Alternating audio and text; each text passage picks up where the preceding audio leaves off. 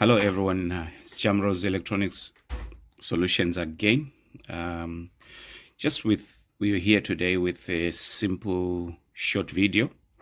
I want to show you a wiring diagram and how we interpret a wiring diagram.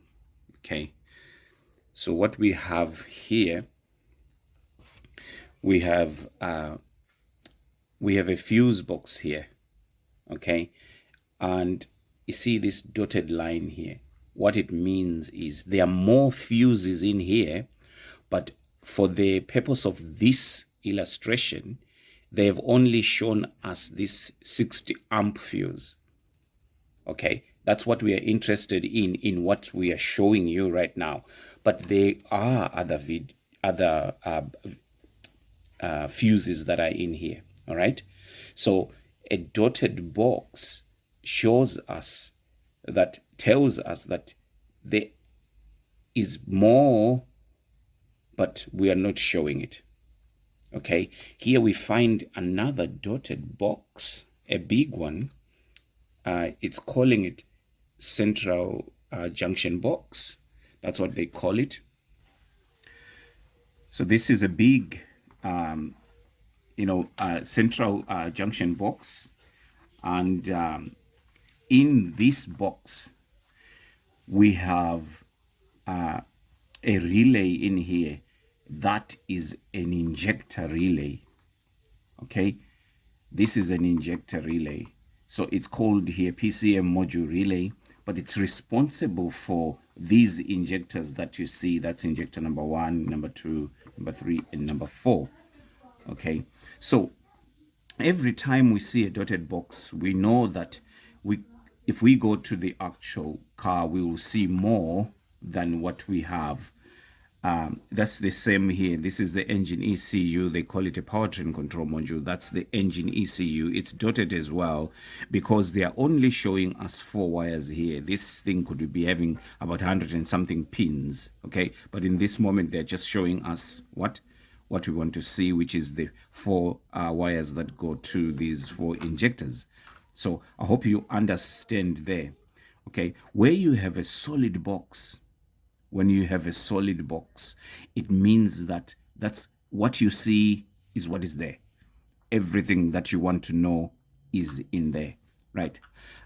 So let's put that aside. Let's come here and start at the top here. So 30, that is power, and 30 is, we know that is permanent live, and it is coming through a fuse here, which is 60 amps, and then it goes in whatever is connected to this junction here. Okay, whatever will be connected here also will be the same as that. Okay, it is exactly the same power as that. And then we see that wire continuing down. Yeah, that is a red wire. Okay, it is red in color, but when it comes down here, it changes, okay, to green and red. So let's not get down here. Let's start with what we see here, right? So we have our relay here, and this is a 4-pin relay, 1, 2, 3, and number 5. Okay, it's a 4-pin relay, right? So with this relay, it has got 2 parts. It has got the switch side and it has got the control side. So the control side is the one that has got the coil on. This is where we can check resistance. Okay, so on the control side, pin number 1 is our power. Okay, that's our power. Remember, a relay has got 85, 86, 30, and 87. Okay, so this one here, 86 is our power, 85 is our ground, and this one is our power, and this one here will be the load. Okay, That's what we are driving. That's what this relay is driving. Okay, so you'll have like something like that. Okay, so that will be a switch. Once that switch closes, and this will start to work. Okay, so in this case, let's say pin number 1 is our 86, pin number 2 is our 85, pin number 3 is our 30, and pin number 5 is the load itself. So that will be 5. Okay, this one will be pin number 1, this one will be pin number 2, and this one will be pin number 3. Okay, I'm just trying to show you where you are going to have these numbers instead of 1, 2, 3, and 5. Okay, so that you know what which one is doing what. So here then we have our power here. All right, so this, for current to flow here, we need a ground on pin 2.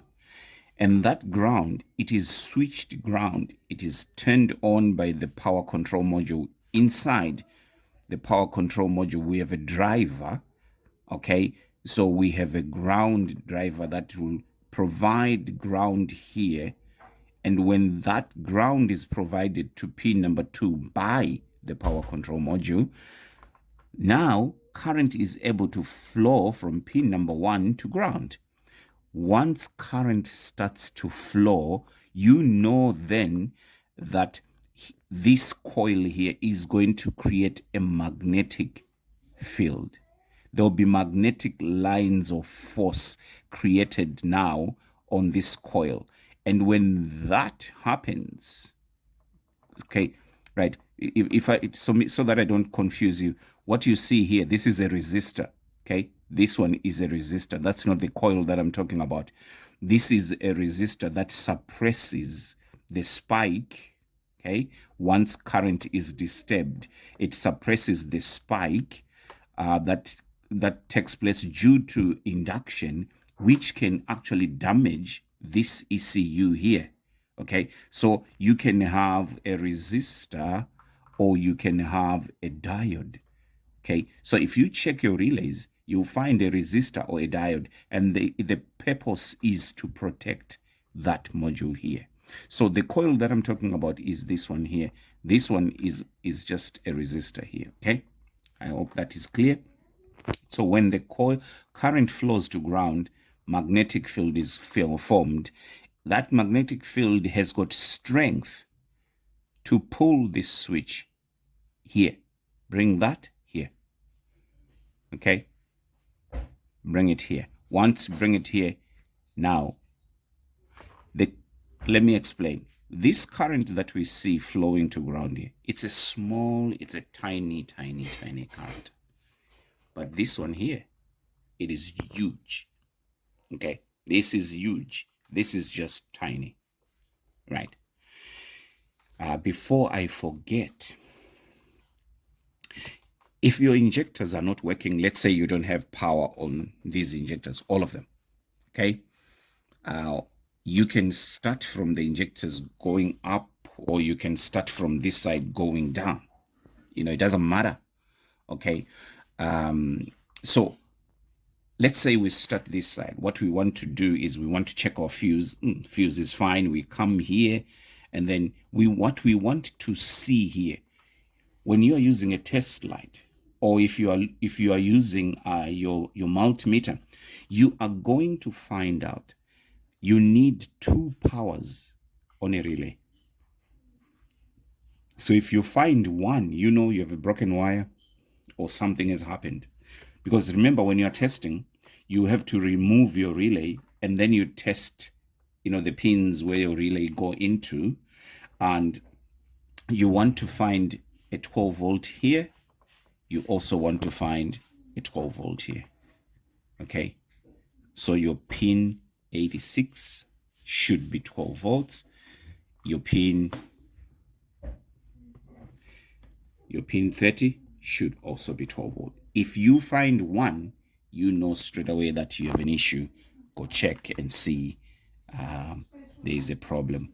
If you don't find both, then you have an issue with your supply. If your fuse was fine, possibly there is a wire that is broken. Okay, right. So I've shown you how to test that relay. You want to get at least 2 powers. Get that right, guys. Okay, normally people get 1 power and say, oh, it's being powered. No, you need 2 12 volts when you are checking.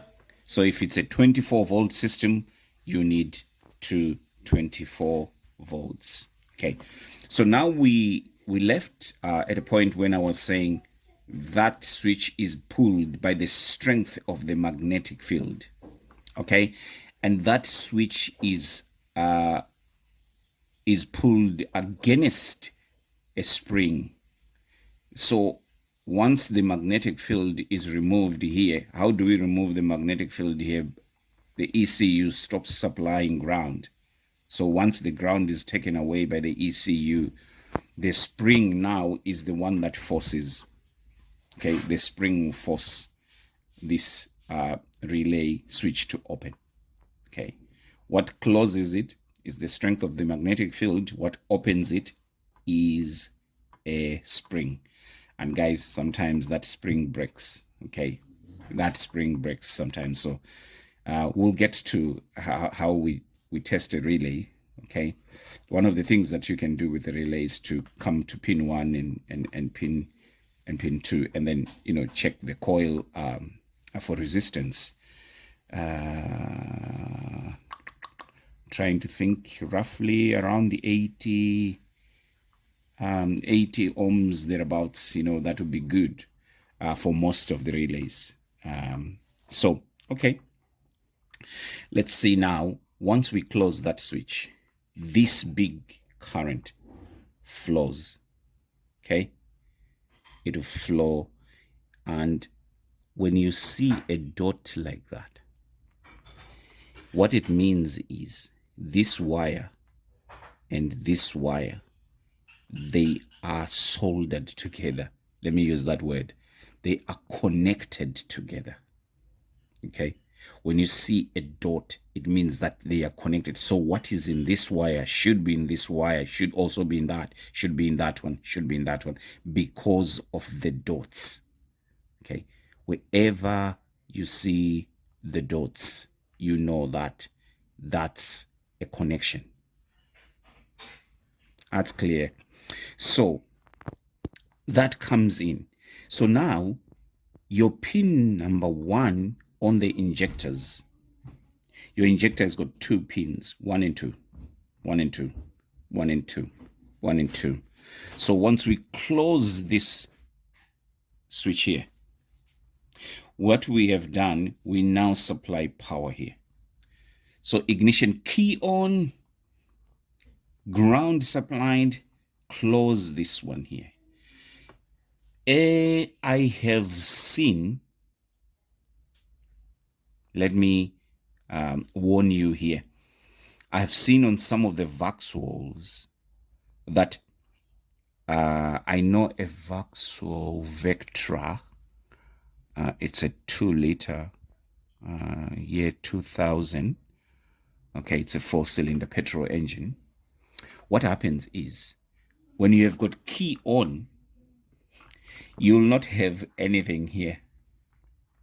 You'll have 0 volts this side, 0 volts this side. Okay? Why? Because the Vauxhall system will only close that relay when you are cranking. Guys, take note of that. But most of the manufacturers, they do it the other way around. The moment you turn the ignition key on, that clicks, that closes, and then you have 12 volts, 12 volts, 12 volts, 24 volts, 24 volts, 24 volts. You know what I'm talking about when I'm saying 12 volts and 24 volts. I know that I'm talking here to light vehicle technicians and the heavy vehicle technicians. So I'm not saying you're going to have 12 and 24 at the same time. No. What I'm saying 12, I'm applying that to the light vehicle technician. When I'm saying 24, I'm talking to the heavy vehicle guys. So you only get 12 volts here or 24 volts when you are cranking on waxels. So don't be confused and say, hey, you told us that the key on we should get. It's just different manufacturers. I'm glad I've come across that in my work. So right, so when you get 12 volts on pin 1, okay, here's an interesting thing. This is basically a solenoid. Your injector is just a solenoid. Okay, so what is going to happen is you'll find that with the key on, relay closed, 12 volts or 24 volts, 12 volts. Let's just stick on 12 volts, and especially on petrol engine. I'm talking about the petrol engine here. That power flows in here. What it does, it continues to pin 2. Okay, it will continue to pin 2. You will find it as well when you are disconnected. When you disconnect the injector, only pin 1 will have 12 volts. So injector disconnected, okay, so only pin 1, okay, will be 12 volts. Okay, injector connected, okay, pin 1 and pin 2 will be 12 volts. Right, let me explain that. The reason being, because we don't have a ground this side, okay, this is our load, mind you. This is the load, L-O-A-D. Let me spell it in case my pronunciation is not right. So this is our load. And remember, that's the one that should consume the voltage. All of it. I mean, all of it, if it's working right. So once it flows, you'll find 12 volts this side. Don't be confused to say, hey, when I test my injector, when the injector is connected, both pins are giving me 12 volts. There's nothing wrong. Don't panic. It's fine. Okay? This injector, it is ground switched. So here is another way of testing a solenoid. Let me just lay a foundation for my next class.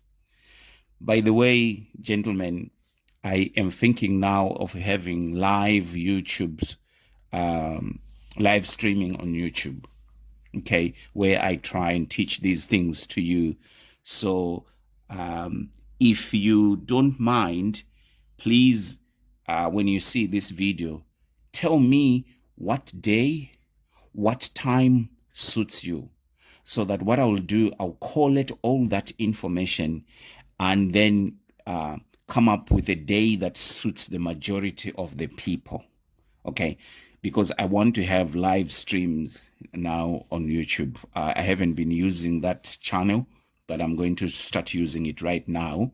I've only been using videos and shorts, but I just want to use live streaming as well. So that's something that is in the pipeline. It should be coming very soon. If you check on my YouTube, there are a lot of things that are changing, gentlemen.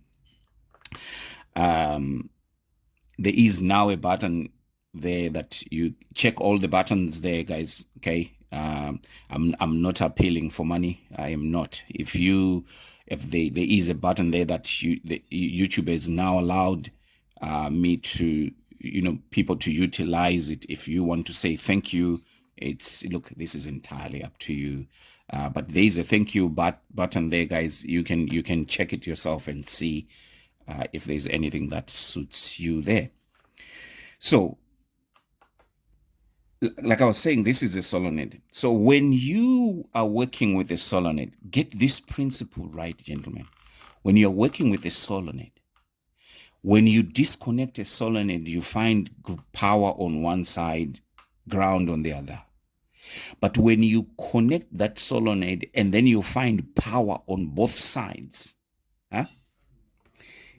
Here is our solenoid. Okay, pin 1, pin 2. Okay, so when it's connected and then you find 12 volts this side, you find 12 volts on this side. Guys, listen to this one. This is important. And same solenoid, it's disconnected. Pin 1, pin 2. Okay, in this case, pin 1 is 12 volts, pin 2 has 0 volts. That's disconnected.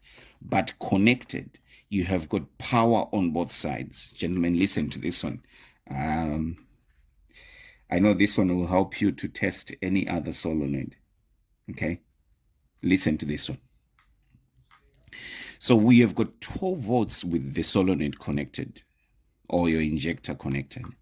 So what it means, straight away, you should know that this one is ground switched.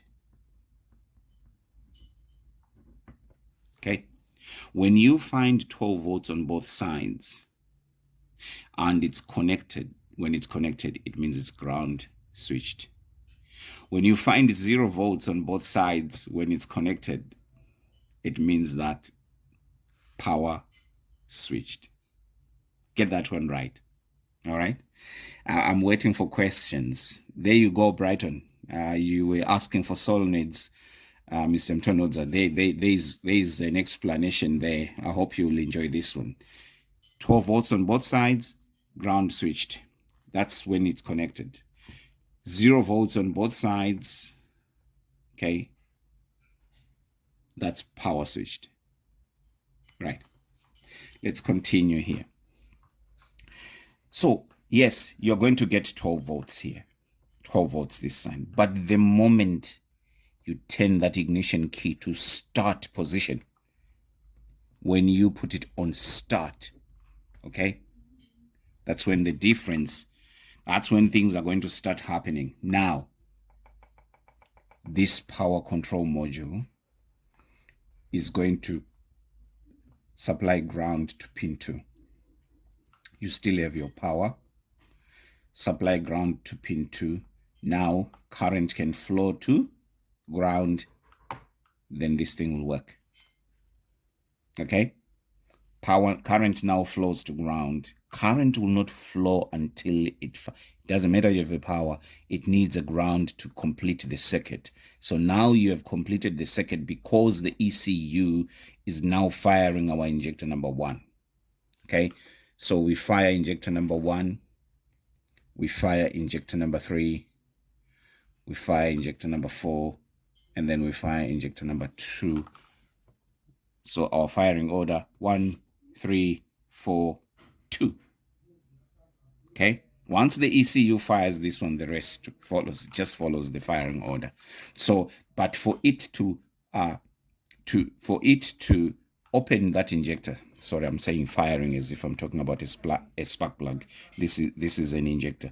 That injector, now when current flows, it will open. Okay, that injector is going to open. Remember, this is a petrol injector, 12 volts. We turn it on to 0 volts. So it is ground switched. This is the time, that is that time there. That's when it is open. We turn it off here. Okay. We turn it off here. Then you have got this spike that I'm talking about. So when you see that, then you have a pintle hump. Sorry, it's exaggerated there. Okay. Then it goes back again to 12 volts. Yeah. So this time to that time, it's in milliseconds.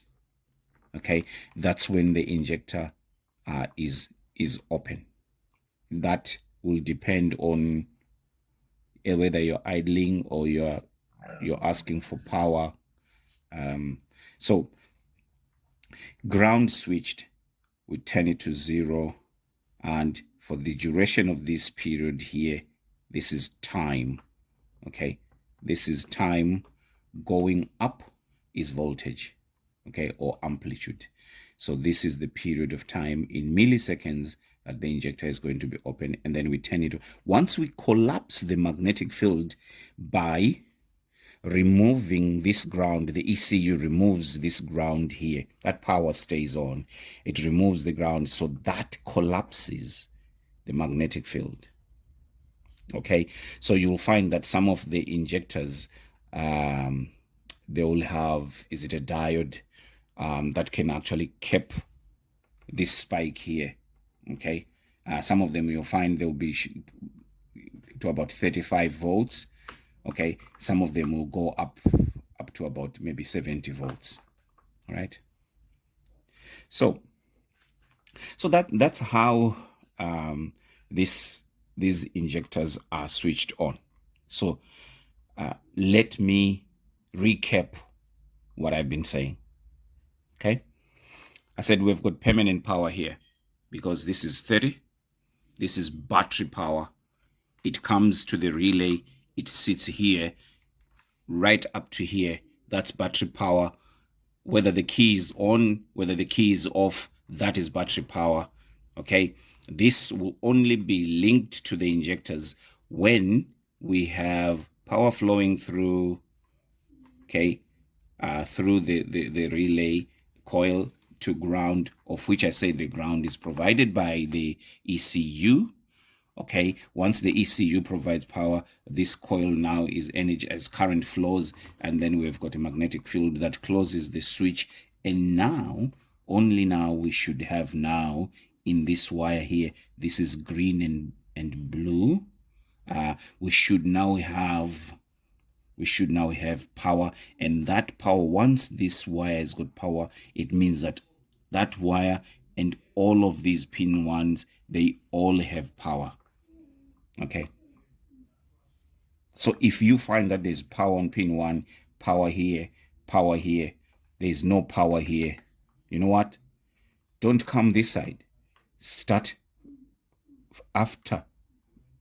Your problem is from here to there. Okay, because this one is powered.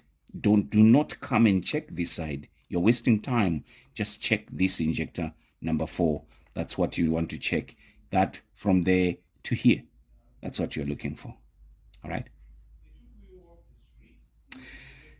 The best way to test these injectors is when you use an oscilloscope that gives you that pattern there that I was trying to draw there. That is the best way of testing injectors. But if you don't have an oscilloscope, you can test your injectors just by using your multimeter.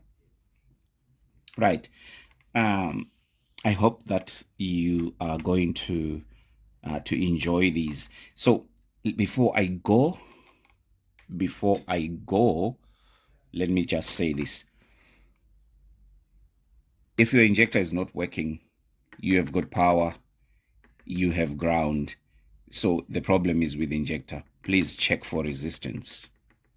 Okay, you check that injector for resistance. You're going to get roughly injectors. I have seen, the lowest that I've seen is 12 ohms. Up to, they say 18 ohms, but to be honest with you, I've seen 16, 17 maybe. I haven't come across an 18, but that's the range from 12 to 18 ohms. That's what you are expecting. So if you're getting 0 ohms, then you know that there's an open in the coil. Okay, if there is an open in the coil, which means then if there's an open in the coil and then it gets shorted, that is dangerous, because the current, this thing will end up burning up, because the current that will flow through it now, because the resistance has been reduced, it is serious. So It's resistance. If your resistance is good, what it means then, it is the injector needle that is stuck. You've got a mechanical issue. So how do you know that? When you go on the scope, you are not going to have that pintle hump. If you see that you don't have that pintle hump on the scope, then you know that that injector is stuck. Okay, it is stuck open. There you go. I hope you'll enjoy this video. Please comment in this comment section. Let me know what you think. If I've left anything, let's discuss. If you have learned something, please remember to like this video, and also if you can subscribe, and please let's share these videos with friends. There's so many people that are coming on board. Guys, we are growing so fast. We are sitting at 838, I think, today, or 34 thereabouts. So things are happening. Things are happening. So I thank everyone who has been working hard to promote this channel. There are people that are really working hard to promote this channel. So thank you very much, gentlemen. And let me meet you when we come up again back here with another video. Possibly it will be on wiring diagrams as well. I'm thinking, I have a feeling of, and I'm feeling like I need to give you more of this, because I feel that many of us need to learn the skills to read diagrams, wiring diagrams, because that's only way as a diagnostician when you can fix some of these problems. Thank you very much.